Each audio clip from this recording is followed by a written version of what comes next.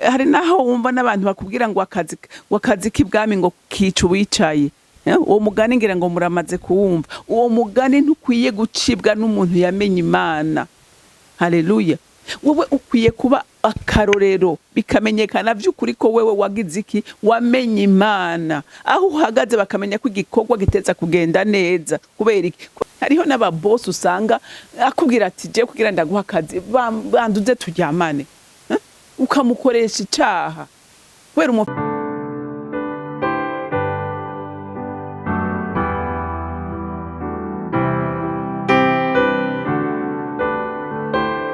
bakunzi bahore CANAAN TV, ndanezerewe kandi gusubira guhura namwe ngo tuganire ijambo ry'Imana. Ariko imbere ko dutangura kuganira, reka tubande twishire mu biganza by'Uhoraho. Mana data rugira byose uri mu ijuru, muremyi wa byose, wowe ushizwe hejuru ya byose, kuko uganje byose, kuko atawaremwe ataremwe nawe, kandi nta n'icyaremwe kitaremwe nawe. Nico gituma nk'abana bawe Mwami Imana tuvyukanya amashimwe mu mitima yacu, tuninahaza izina ryawe, dutazira izina ryawe, tuninahaza na Kristo umucunguzi wacu, uwe yatumenyesheje Imana, akatubwira ko Imana ari data, ari umuvyeyi adukunda kandi atwitwararika. Natwe nk'abana bawe Mwami Imana tubyutse tugutazira, twifatanya n'ivyaremwe byose, tuvuga ngo urakanenahazwa muremyi w'ijuru n'isi, urakanenahazwa data mwiza, wuzuye urukundo, wuzuye impuhwe, wuzuye ubuntu. Imitima yacu irakunezererewe, imitima yacu irakuririmbira, imitima yacu iragutazira, kuko watugiriye neza nyaguhoraho, watugize abana mu rugo, none turanezerewe. Rero muvyeyi mwiza turagushimiye ko ari wewe uduha inkomezi, ukaduha n'ubwiza n'ubwenge kugira ngo dukore ibikorwa byiza biguhimbara. Rero turabigushimiye, icubahiro cyose n'amashimwe yose yawe, ni mu izina rya Kristo Yesu senze nizeye ko uvyumvise.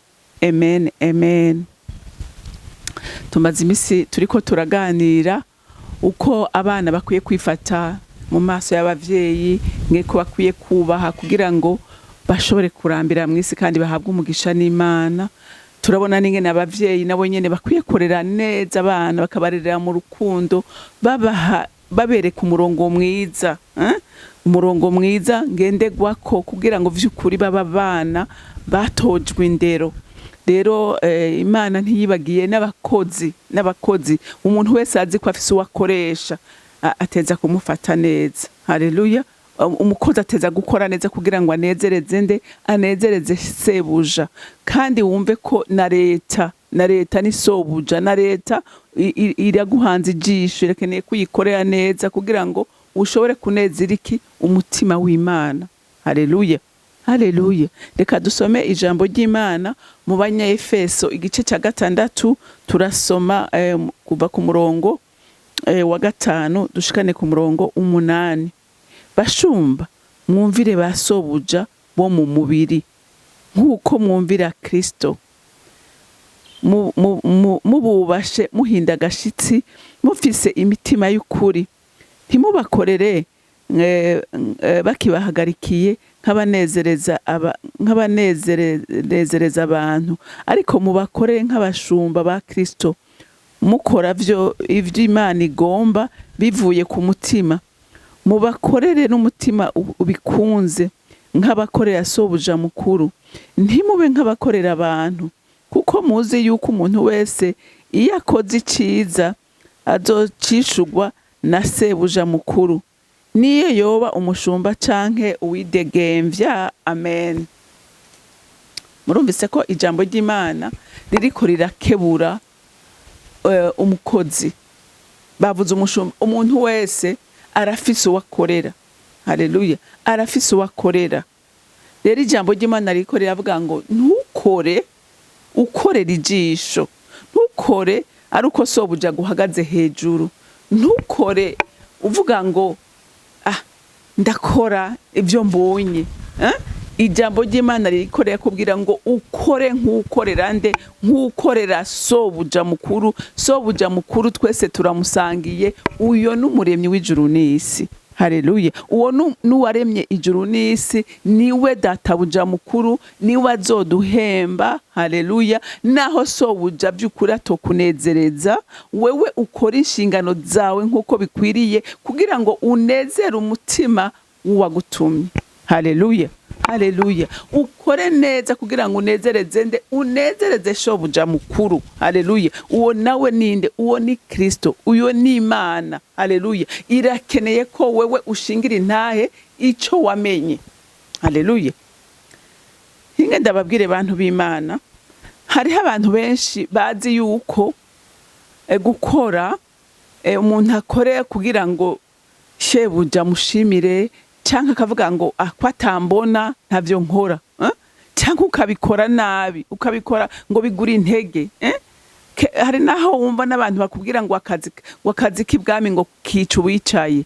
Uwo mugani ngira ngo muramaze kuwumva. Uwo mugani ntukwiye gucibwa n'umuntu yamenye Imana, haleluya. Wewe ukwiye kuba akarorero, bikamenyekana vy'ukuri ko wewe wagize iki, wamenye Imana. Aho uhagaze bakamenya ko igikorwa giteza kugenda neza. Kubera iki? Kubera wahishuriwe neza ko umushobuja mukuru atari uyagukoresha, ariko sobuja mukuru ko ari umuremyi w'ijuru n'isi. Kuko ikibanza cose urimwo, haleluya, icari co cose ikibanza urimwo, siwe wacishizemwo, wakigushizemwo ni Imana, haleluya, ni Imana. Kuko hinge ndababwire nukuri, nta kintu kibaho kinezera kukugira umukozi. Dufate nk'umukozi akora no mu rugo, ukabuzi ko ari wa muntu atani jambo na rimwe muvugana, ukabuzi ko atani jambo na rimwe muvugana, usanga ibintu yabikoze nkuko we umutima wawe uvyifuza. Uyo ntanezera we gusa, we umukoresha, anezera n'Imana, haleluya, haleluya. Kuko umva, iyo umukozi atari ko arakora neza ni icaha. Mbega ni icaha gute? Wiyumvire ngene ukwegera icaha, ucugikwegera n'umukoresha wawe. Kuko umukoresha wawe igihe mwama muriko murashwana, yama ariko arakubwira nabi, yama ariko arakwandikira makete, urumva haba kubabaza umushobuja, nawe ubwawe urababara kuko akubwira amajambo akomeretsa umutima wawe. Ariko igihe uri kurakora neza, bituma bagushimira, bituma baguhezagira, hama nawe ukagira ukanezerwa kandi ugakora wumva uguwe neza. Rero bantu b'Imana, gukora neza igikorwa washinzwe biguha amahoro na wewe, haleluya. Biguha amahoro kandi bikaguha n'iki, bakaguha n'icubahiro. Hari umukozi nigeze kubona ngaha kuri YouTube ngo yinabuja ngo yamwongera ku kwezi, yamwongera ngo ku kwezi. Kubera iki? Ibyo yamutuma yasanga yakoze n'ibisumba ibyo yamubwiye. Ugasanga ngo akazi k'umuboya aragakora, akazi k'umuyaya aragakora, akazi kukoza imodoka akagakora, ngo yirukanga muri byose. Yinabuja nawe yakora iki? Yamunezereza ku munsi ku munsi. Kubera iki? Kubera kora ibikorwa bigakora ku mutima wa Yinabuja. None gerageza wiyumvira Imana mwijuru nayo ingene ikubona, haleluya. Kubera iki? Imana mwijuru irakunezererwa kuko uri gukora igikorwa neza, bigatuma na nyokobuja canke shobuja agira iki, anezerwa. Rero ndagomba no kuvuga ndenze n'abakozi bo mu nzu. Umushumba wese si kuvuga ngo n'umukozi wo mu nzu, nakajya kazi ukora muri societe runaka canke mu kazi ka leta, gakore neza. Ntugakore uvuga ngo ndagakora umushefu wanje ari hejuru yanje, atari hejuru yanje biramurabuka ugakora nabi. Menya ngo uri kubabaza nde, uri kubabaza umuremyi w'ijuru n'isi yagushize muri ico kibanza, kandi ukaba utari kushingira intahe Imana muri ico kibanza Imana yagushizemo. Imana idufashe. Hari ahantu winjira nukuri ukamaramara, ugasanga nk'umuntu ari ku telefone, ariko aratelefona, umuntu ari imbere yiwe akeneye ko amuha service runaka, ari imbere yiwe aricaye ntacyo ariko arakora. Uyo muntu wumva ashobora by'ukuri gukora ku mutima w'Imana? Wumva wowe hari ikintu wobwira Imana ngo ikumve? Donc rero wewe ahuri hagarara neza, haleluya, hagarara neza. Igikorwa ugikora uvuga ngo hari ijisho rimurika, hari ijisho rindaba, kandi iri kurakora igikorwa cawe neza urahezagirwa. Umva ko abantu benshi by'ukuri twizibirira umugisha ubwacu, twizibirira umugisha ubwacu kubera dukora nabi, ariko igihe by'ukuri dukora neza twiyugururira umugisha ku buzima bwacu. haleluya. Ubwo urazi honyene no guhezagirwa n'abantu ingene biryoshe, ariko urazi kubona uri umukozi ukavumwa n'abantu bose, umuntu akavuga ati yo ni wahasanga naka ntaco hatora, ariko handi ugasanga ati yo ni wahasanga naka uzobuhiriwe, atujya nta muntu numwe atakira, nta muntu numwe atanezereza. Urumva iyo ntahe, urumva ko gateka kaba utewe, haleluya. None wibaza ko ijuru naryo biheza bikagenda gute? Ijuru igushungurura umugisha, haleluya, ukagira igikundiro ku bantu. Ubwo urazi kuvumwa n'abantu, urumva ngo bashumba mwumvire basobuja bo ku mubiri, muravuga muravyumva, twumvire ba databuja badukoresha, tubakorere nkayo, ukora ibikorwa nk'uwikorera. Hariho ejo bundi naciye kuba jene ababakozi bariko baravuga ngo hajya ngo nyoko buja shango ntaco mupfana, ngo nyoko buja ngo ntaco mupfana. Ngurazi ngo umuntu ngo usanga ngo ajya inkoko ngo canke ngo akarya indya ziryoshe ngo nawe yaguhaye indya zibishe, uriko uravyumva ngo ntaco mupfana. Urumva ko gukora nabi, gufata nabi abantu, urumva ko bizana umwidogo mu mutima w'umuntu. Rero by'ukuri igikorwa cyose ukora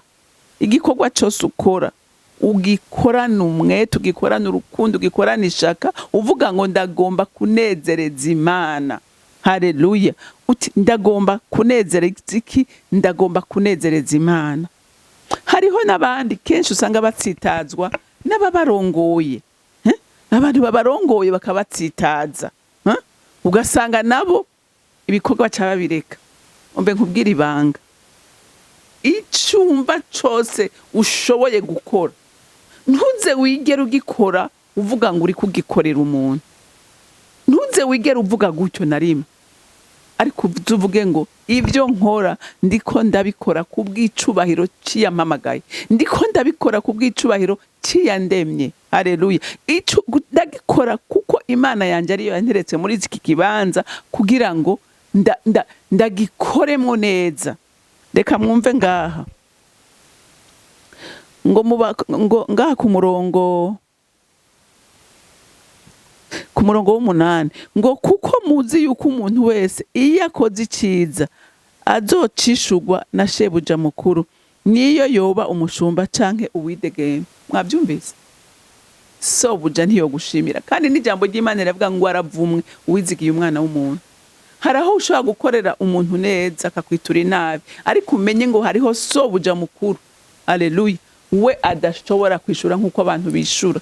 Wewe yishura neza, we wahemba neza, haleluya. Ndagomba gutera intege umuntu wese n'uwo yaracitse intege. Ndazi ko hari abantu benshi ashaka kuba baracitse intege mu murimo runaka, ugasanga ari murongozi wiwe nta nabona icyo ariko arakora, nta namukonsidera.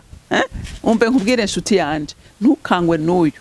No mu mashengero birakunda gushika, ugasanga umurongozi wawe ntabona n'ibyo wakoze ngo anagushimire. Ibyo ntibiguca intege, ntibinakubabaze, ntibinakubabaze, ariko umenye ngo jewe ibyo nkora ndiko ndabikorera data yantumye, haleluya. Unezerwe n'ico kuko sowe ntameze nk'abantu kandi ntahemba nk'abantu, ahemba neza, haleluya. Sobuja mukuru, Imana umuremyi w'ijuru n'isi, ntahemba nk'uko abantu bahemba, ntakora nk'uko abantu bakora, we agirira neza abamwubaha bose, haleluya. Ngo kuko muzi yuko umuntu wese iyo akoze iciza azocishurwa na sebuja mukuru, niyo yoba umushumba canke uwidegembya. Urumva, naho uri umukoresha korera neza ukoresha, ni waba uri umukozi kora neza, hariho ukubona kandi hariho utameze nk'abantu ahemba neza. Iyo ukoze neza kwishura ibyiza. Rero ndagutera intege, ushobora kuba barakubabaje, ushobora kuba waracitse intege uyu mwanya uvuga ngo ale ndabikora canke ndabireka, nta nakamaro kuko nta neza abana banyitura, bama banyitura inabi. Ndagukomeje, ndagukomeje nkubwira ngo ijisho ry'Imana rirabona indani mu mutima wawe. Haleluya. Rirabona biko gukora aho buri hose. Haleluya. Ntukarindira ijisho rya sobuja ngo ubikore ko sobuja ari hejuru yawe cyangwa umushefu wawe ari hejuru yawe. Oya, hariho ijisho ritanyegezwa ribona hose rizi byose. Haleluya. Iryo rero niryo rikomeye. Kandi uyo yaguhembye, iyo akudugije ntawe gusubiza hasi, iyo aguhembye ntawe ukunyaga ibyo aguhembye. Haleluya. Haleluya. Nta numwe ni wafise ijambo rya nyuma kuri byose. Rero Imana yo mwijuru ikumpera umugisha. Wewe warucitse intege, wewe waruvuze uti singisubira gukora, singisubira kumugirira neza ujya muntu, singisubira kwitaho ibyiwe nawe nyene ntanyitaho. Ndakunda gukomeza nkubwira ngo ntaco bitwaye, uyo ntumurabe, mukorere neza. Hari naho yohinduka aravye inyifato yawe ukamuhindura, akaraba umuntu yama ariko arababaza ariko we akamugirira neza imisi yose. Hari naho umutima wewe uhindura agahindukira nawe akakugirira neza. Rero Imana yo mwijuru ibampera umugisha, mugira umunsi mwiza. Mana y'amahoro, ndagushima kandi ndagukunda Mana, ugira neza imisi yose. Ngushimiye ijambo ryawe riko riratera intege abakozi Mwami Imana ngo bakore ntibakore nk'abakore abasebuja bo muri uyu mubiri, ariko bakore bazi neza ko databuja mukuru umuremyi w'ijuru n'isi ari wazoduhemba. Rero ndakwinginze Mana y'amahoro, abari bacitse intege bose ndasenze ngo basubire bakomere, basubire bahanga amaso ijuru, kuko ari ijuru ari ryo rizobahembe bibakwiriye n'ibibabereye. Ndagushimiye icubahiro cyose n'amashimwe yose aba yawe, ni mu izina ryawe gera Yesu Kristo umwami wanje senze nizeye kuvyumvise. Amen, amen. Mwarahezagiwe, mugira umunsi mwiza.